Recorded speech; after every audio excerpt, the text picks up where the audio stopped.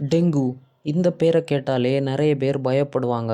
சிலர் பெருசாக கண்டுக்க மாட்டாங்க. ஆனால் டெங்குனால் பாதிக்கப்பட்டவங்களுக்கு தான் அதோட கஷ்டம் என்னன்னு தெரியும்.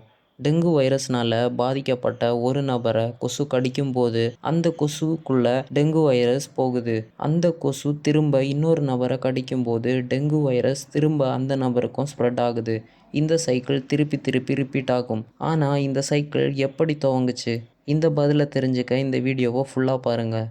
1700களோட இறுதி காலகட்டத்தில் ஏசியா, ஆப்பிரிக்கா, நார்த் அமெரிக்காவில் ஒரு வித்தியாசமான ஒரு ஃபீவர் அதிக அளவில் மக்கள் மத்தியில் காணப்படுது. குறிப்பாக எலும்பே உடையிற மாதிரி வலி ஏற்படுது. ஆராய்ச்சியாளர்கள் ஒரு விதமான பேட்டர்னை ஃபாலோ பண்ணுறாங்க. மழைக்கு பிறகு அவுட் பிரேக் அதிகமாகுது. முக்கியமாக துறைமுகம் இருக்க இடங்களில் அவுட் பிரேக் அதிகமாகுது. அப்புறம் முக்கியமாக வீட்டில் ஒருத்தருக்கு ஃபீவர் வந்தால் அது தொற்று நோய் மாதிரி எல்லாருக்கும் உடனே பரவுறது இல்லை. இந்த ஹிண்ட் எல்லாத்தையும் யூஸ் பண்ணி அது கொசுக்கள்னால தான் பரவுதுன்னு கன்ஃபார்ம் பண்ணுறாங்க. எந்த வகை கிருமி இந்த ஃபீவருக்கு காரணம்னு தெரிஞ்சுக்கிறதுக்காக பேஷண்ட்டோட பிளட் சாம்பிளை எடுத்து அதை மைக்ரோஸ்கோப்பில் செக் பண்ணுறாங்க.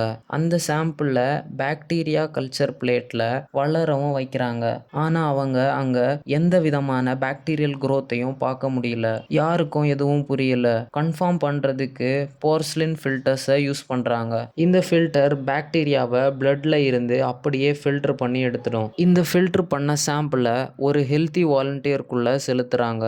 அவரும் இன்ஃபெக்ட் ஆகுறாரு. எல்லாரும் கன்ஃபார்ம் பண்றாங்க பாக்டீரியாவை விட ரொம்ப சிறிய வேற ஏதோ ஒரு கிருமி தான் இதுக்கு காரணம்னு.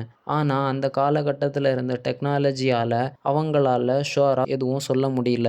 அப்புறம் பல வருஷத்துக்கு அப்புறம் 1930களில் எலக்ட்ரான் மைக்ரோஸ்கோப் வருது. அதில் தான் இந்த நுண்ணுயிரை வைரஸ்னு கண்டறிகிறாங்க.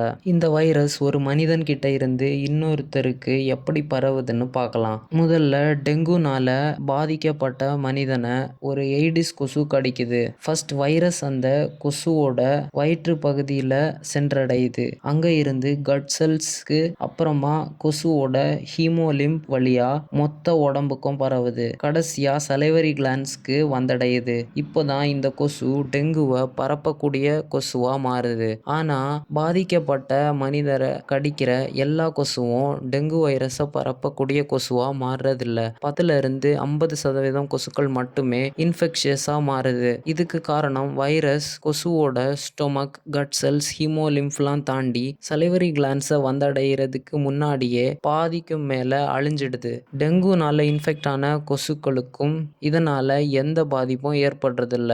இந்த கொசு திருப்பி ஒரு ஹெல்த்தியான ஒரு நபரை கடிக்குது. திரும்ப இந்த சைக்கிள் ஸ்டார்ட் ஆகுது. ஆனா இங்க முதல்ல டெங்கு வைரஸ் வந்தது யாருக்கு? மனிதர்களுக்கா கொசுக்களுக்கா? 2 பேருக்கும் இல்ல.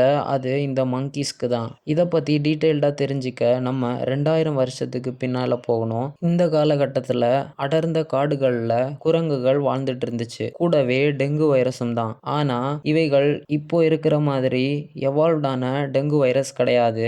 இத சில்வாட்டிக் டெங்கு வைரஸ், அதாவது ஃபாரஸ்ட் டெங்குன்னு சொல்றாங்க. இந்த வைரஸ்க்கு குரங்குகளோட ஒன்றி வாழ நல்லாவே தெரிஞ்சிருக்கு. இந்த நேரத்துல ஃபாரஸ்ட் மஸ்கிட்டோஸும் இவங்க கூடவே இந்த டெங்கு வைரஸை ஒரு குரங்குல இருந்து இன்னொரு குரங்குக்கு பரப்பிக்கிட்டு இருந்திருக்கு. ஆனா யாருக்கும் இந்த சில்வாட்டிக் டெங்கு வைரஸ்னால பாதிப்பே இல்ல. மனிதர்களோட எண்ணிக்கை கொஞ்சம் கொஞ்சமா அதிகரிக்க ஆரம்பிக்குது. மனிதர்கள் காட்டை அழிக்கிறாங்க, காட்டுக்குள்ளேயும் வராங்க. இவ்வளவு நாளா மங்கீஸ் கூடவே வாழ்ந்துட்டு இருந்த கொசுக்கள் மனிதர்களை கடிக்க ஆரம்பிக்குது. மனிதர்களுக்கும் ஸ்டார்டிங்ல பெருசா எந்த பிரச்சனையும் இல்ல. மனிதர்கள் கூட்டம் கூட்டமா வாழ்றது, தண்ணீரை சேகரிச்சு வைக்கிறது கொசுக்களுக்கு ரொம்ப சாதகமா போச்சு. கொசுக்கள் மொத்தமா காட்டை விட்டு மனிதர்கள் கூடவே வசிக்க ஆரம்பிச்சிருச்சு. கூடவே இந்த சில்வாட்டிக் டெங்கு வைரஸும் பரிணமிச்சு மாடர்ன் டெங்கு வைரஸா மாறிடுச்சு. ஸோ அவ்வளோதான் கைஸ் இந்த வீடியோ. இந்த வீடியோவை கடைசி வரைக்கும் பார்த்தவங்களுக்கு ரொம்ப நன்றி. இந்த டெங்கு வைரஸ் பற்றி புதுசாக ஏதாச்சும் தெரிஞ்சுக்கிட்டீங்கன்னா மறக்காமல் சேனலுக்கு லைக் பண்ணுங்கள், சப்ஸ்கிரைப் பண்ணுங்கள். தேங்க்யூ ஃபார் வாட்சிங்.